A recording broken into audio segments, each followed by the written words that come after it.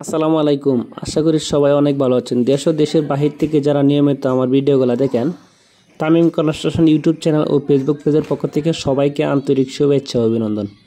সুপ্রিয় ভিউয়ার্স, বর্তমান সময়ে অনেকেই আপনারা বাড়ির কাজ করতেছেন অথবা করবেন ভাবতেছেন, তাদের জন্য আজকের এই ভিডিওটি খুবই হেল্পফুল হবে। আজকে এই ভিডিওটির মাধ্যমে জানতে পারবেন আমাদের দুতলা ফাউন্ডেশন দিয়ে এই বাড়িটি একতলা ছাদ ঢালাই করতে প্রতি স্কোয়ার ফিটে কত টাকা খরচ হয়েছে এবং রড, সিমেন্ট, ইটের কুয়া, বালি সব মিলিয়ে কি মালামাল কতটুকু প্রয়োজন হয়েছে, এটির সঠিক একটি হিসাব নিয়ে আজকে এই ভিডিওটি আপনাদের মধ্যে উপস্থাপন করলাম। তো আশা করি ভিডিওটি না টেনে শেষ পর্যন্ত দেখবেন এবং আপনি যদি আমার চ্যানেল নতুন দর্শক হয়ে থাকেন তাহলে অবশ্যই চ্যানেলটি সাবস্ক্রাইব করবেন, আর যারা পেজের মধ্যে দেখতেছেন অবশ্যই পেজটি ফলো করে সাথে থাকবেন। প্রিয় ভিউয়ার্স, এইখানে যে বাড়িটি দেখতে পাচ্ছেন এটি একটি ডুপ্লেক্স বাড়ি।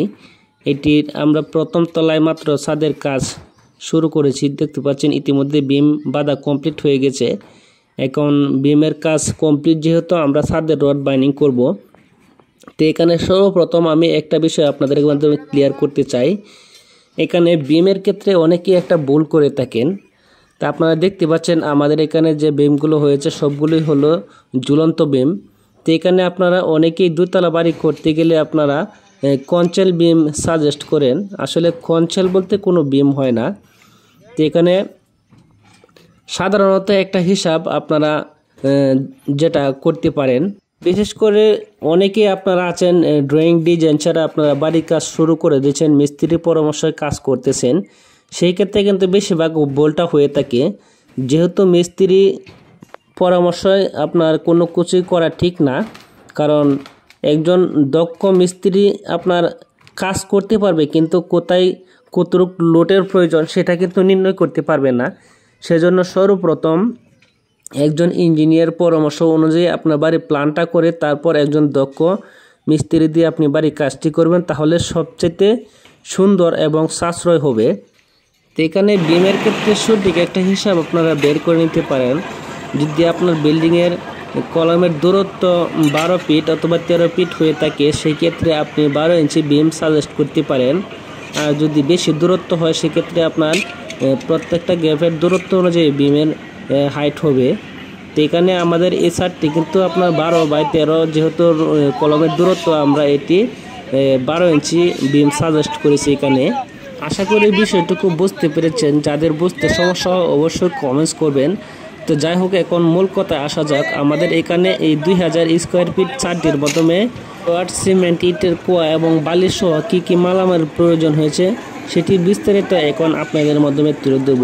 তো এখানে সর্বপ্রথম 16 মিলি যে রডটা দেখতেছেন আপনারা, এটা আমরা বিমের মাধ্যমে মেইন বানিং 4টি এবং এক্সট্রা টপ 16 মিলি এবং 12 মিলি যে রডটা আপনারা দেখতে পাচ্ছেন এটা হলো আপনার বিমের মাঝখানে উপর নিচে দুইটা আমরা 12 মিলি দিয়েছি এবং ছাদের জন্য কিছু এক্সট্রা টপ 12 মিলি। তো সেই অনুযায়ী 16 মিলি রডের প্রয়োজন হয়েছে 1100 কেজি, 97 টাকা কেজি ধরে, যার দাম আসে 1,06,700 টাকা। 12 মিলি রডের প্রয়োজন হয়েছে 400 কেজি, 97 টাকা কেজি ধরে, যার দাম আসে 38,800 টাকা। তারপর 10 মিলি যে রডটা আপনারা দেখতে পাচ্ছেন এটি আমাদের ছাদের মেইন বানিং।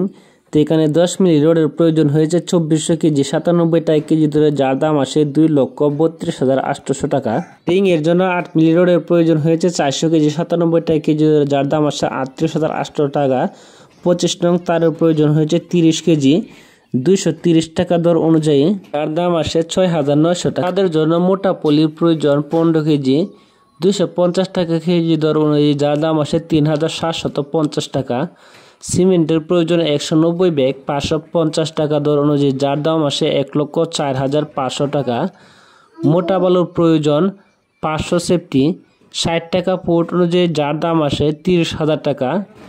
ইটের কুয়া প্রয়োজন 850 ফুট, 140 টাকা ফুট অনুযায়ী, যার দাম আসে 1,19,000 টাকা।